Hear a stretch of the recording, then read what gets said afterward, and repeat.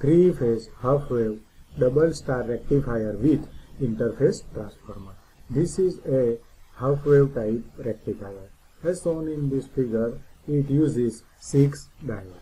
And you can also see the same, there is 2 windings. Same winding is required for the each phase. That means it's required total 6 winding in the secondary winding of the transformer. Now, as shown in this figure, an additional center tap inductor is required. So that's why it is called interface transformer. Let me see the construction. So already I told you each phase requires 2 similar windings. So you can see here one winding RYB, which consists one set of the star connected of the winding, and another 3 windings R dash, B dash and Y dash, which forms another star connected winding. And the each and every winding is connected to the each diodes. This R phase is connected with this D1 diode. Similarly, D2 is connected with Y phase. Similarly, here you can see this B is connected to D3. That means each and every anode terminal of these 6 diodes are connected to the secondary winding of the transformer. Now, all the cathode of all the diodes D1 to D6 are connected together, which forms a positive, which act as a positive terminal of the output DC supply. Now, the center tap terminal of this inductor, which act as a negative terminal of the output voltage.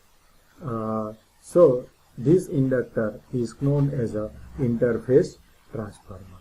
Now here, due to this, what is this? Due to this internal resistors, internal inductors, the potential available at this particular point is different. Do you understand? Due to the interwinding transformer, interface transformer, the potential available at this star point is different. So due to this, it works as a 2 different half-wave rectifier, which feed current load to the, that means the both rectifiers are used or are fed current to these loads. This interface reactor or interface transformer, it provides return path for the both half-wave rectifier. Let me see the working principle. So here D1, D3 and D5, here you can see D1, D3 and D5 is a one set of half-wave rectifier, and another diode D2, D4 and D6, it is a second set of the half-wave rectifier. Each and every diode conducts for 120 degree. Now let me see at this instant 1. Here you can see here you can see what is this here? This is the maximum positive voltage is available of this B phase. So whatever the diode is connected to this B phase, it will turn on. That means that time diode D5 is conducted. Now here you can see the widest voltage, maximum positive voltage, because it is half-wave rectifier. So here the widest phase is the maximum value.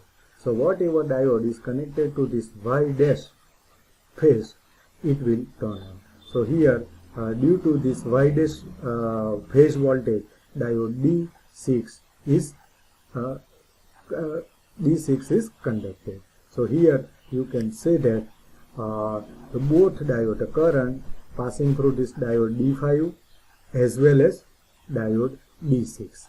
Here you can see the diode D5 and diode D6, both are, here you can see the both are provides current to this load, and you can see both the diode D5 and D6, they are connected in parallel and both are responsible to flow the current in the load circuit. Now similarly at instant 2, here you can see the Y dash voltage, it is still maximum. That means in this case diode D6 is continuous in conducting mode.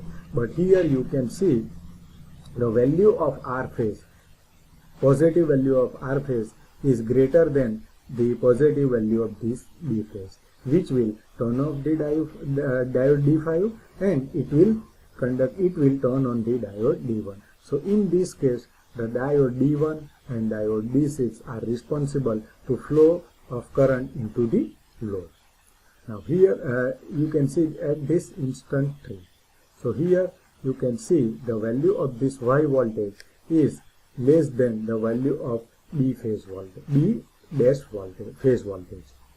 So that means during this period diode D5, the diode D6 will turn off and the whatever diode connected with this D phase will turn on. That means the diode D2, here you can see the diode D2 is turned on, and here you can see the maximum phase R voltage is still present. So due to this reason the diode D1 is still conducting.